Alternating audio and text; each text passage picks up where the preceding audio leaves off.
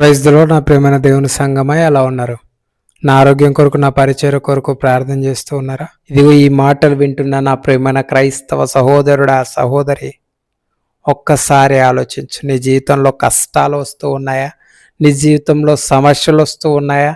నీ జీవితంలో, నీ కుటుంబంలో శ్రమ అత్యధికంగా నిన్ను ఇబ్బంది పెడుతూ ఉందా? అయితే దేవుడు నీతో ఉన్నాడు.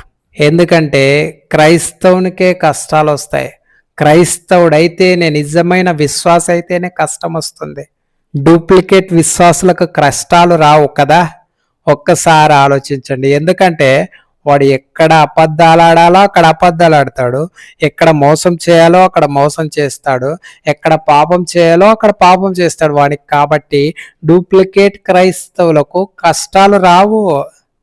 కానీ నిజమైన క్రైస్తవునికి, నిజమైన విశ్వాసికి ఖచ్చితంగా కష్టాలు వస్తాయి. ఎందుకంటే వాడు అబద్ధాలు ఆడలేడు, పాపం చేయలేడు, మోసం చేయలేడు. కాబట్టే నిజమైన క్రైస్తవునికి కష్టాలు వస్తాయి. నా ప్రేమన దేవుని సంగమా, ఈరోజు నీవు నిజమైన క్రైస్తవుడిగా ఉన్నావా, లేకపోతే డూప్లికేట్ క్రైస్తవుడిగా ఉన్నావా? ఒక్కసారి ఆలోచించండి.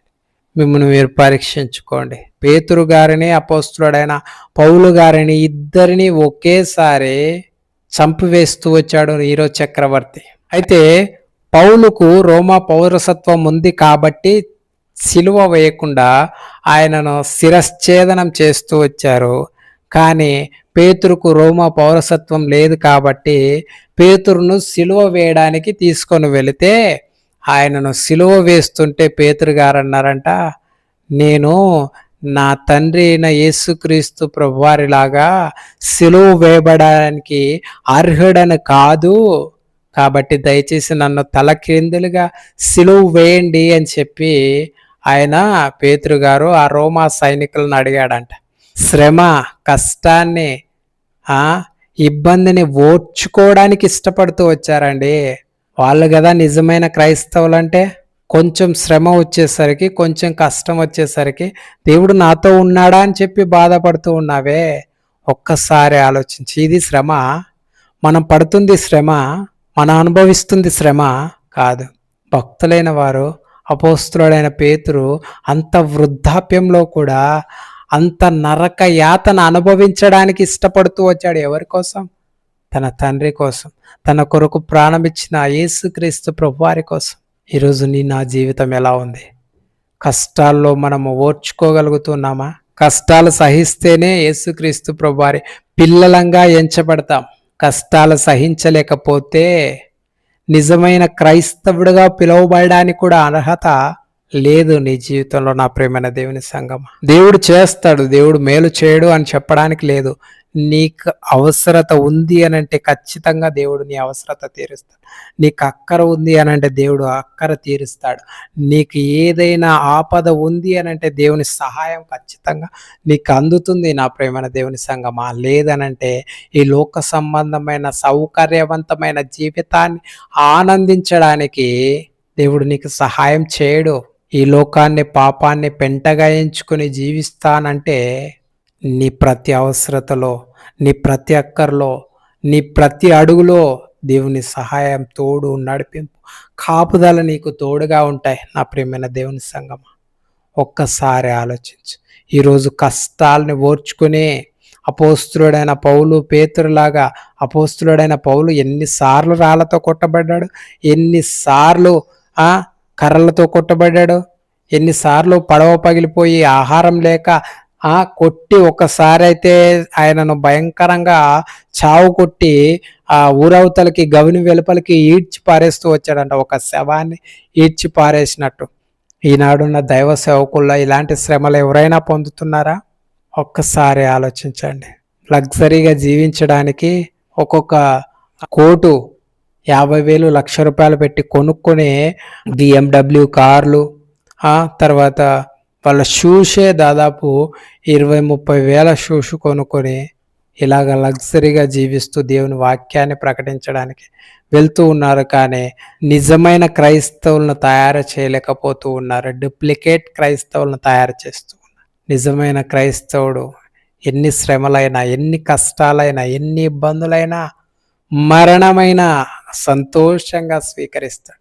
అపోస్తలుడైన పౌలు అన్నాడు కదా, బ్రతుకుట క్రీస్తే చావైతే నాకు లాభము అని అన్నాడు.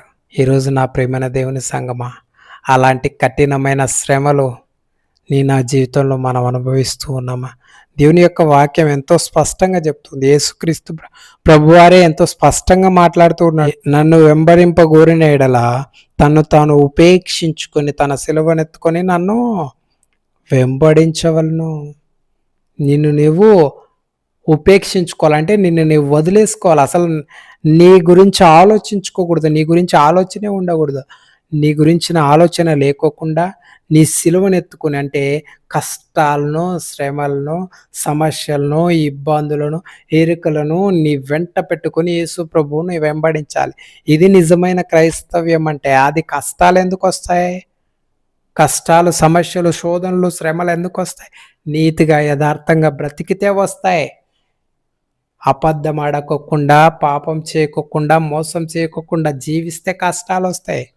మోసం చేసేవాడికి, అబద్ధాలు ఆడేవాడికి, పాపం చేసేవాడికి కష్టాలు రావు నా ప్రియమైన దేవుని సంగమా. కాబట్టి దయచేసి జాగ్రత్తగా ఉండండి. ఇప్పటికైనా మీ హృదయాన్ని పరీక్షించుకోండి. మీరు నిజమైన క్రైస్తవులుగా ఉన్నారా, డూప్లికేట్ క్రైస్తవులుగా ఉన్నారా? ఒక్కసారి ఆలోచించి, ఒక్కసారి నా జీవితాన్ని చూడండి. గత 9 సంవత్సరాల నుంచి ప్రతిరోజు ఈ శరీరంతో, అనారోగ్యంతో పోరాడుతూ నా దేవుని యొక్క పరిచర్యలో నేను ఎంతో ధైర్యంగా ముందుకు అడుగులు వేస్తూ, ఎంత భయంకరమైన శ్రమ అంటే, ఎంత భయంకరమైన కష్టము అనంటే నా ప్రియమైన దేవుని సంగమా, నిజంగా నేను చెప్పగలను, ఇలాంటి పరిస్థితుల్లో ఏ ఒక్క వ్యక్తి ఉన్నా ఖచ్చితంగా ఒక్క క్షణం కూడా సంతోషంగా ఉండలేడు. కానీ నా జీవితంలో నా ప్రభు కోసమే బ్రతుకుతూ ఉన్నాను కాబట్టి, నా ప్రభు వైపు చూసి బ్రతుకుతూ ఉన్నాను కాబట్టి, ఏనాడు కూడా నాకు ఇలాంటి పరిస్థితి వచ్చినందుకు దుఃఖించలేదు కదా, సంతోషంగా నా ప్రభువుని స్తుతిస్తూ ఆయన పరిచర్య చేస్తూ ఉన్నాను. ఇది కదా నిజమైన క్రైస్తవుని యొక్క ధైర్యం. ఇది కదా నిజమైన క్రైస్తవుని యొక్క గుణలక్షణం. ఒక్కసారి ఆలోచించు నా ప్రియమైన దేవుని సంగమా. ఇలాంటి పరిస్థితి నీకు వస్తే నీవింత ధైర్యంగా దేవుణ్ణి స్తుతించగలవా? అలా స్తుతించగలిగే విశ్వాసం నీ జీవితంలో నీవు కలిగి ఉంటేనే ప్రభువు నిన్ను బట్టి సంతోషిస్తాడు, ప్రభువు నిన్ను బట్టి ఆనందిస్తాడు. అలాంటి విశ్వాసం నీ జీవితంలో నీవు కలిగి ఉన్నావా? ఒక్కసారి ఆలోచించు నా ప్రియమైన దేవుని సంగమా. మిమ్మల్ని మీరు పరీక్షించుకొని సరి చేసుకోవాల్సిందిగా ప్రభు పేరిట ప్రేమపూర్వకంగా మనవి చేస్తూ సెలవు తీసుకుంటూ ఉన్నాను. Praise the lord.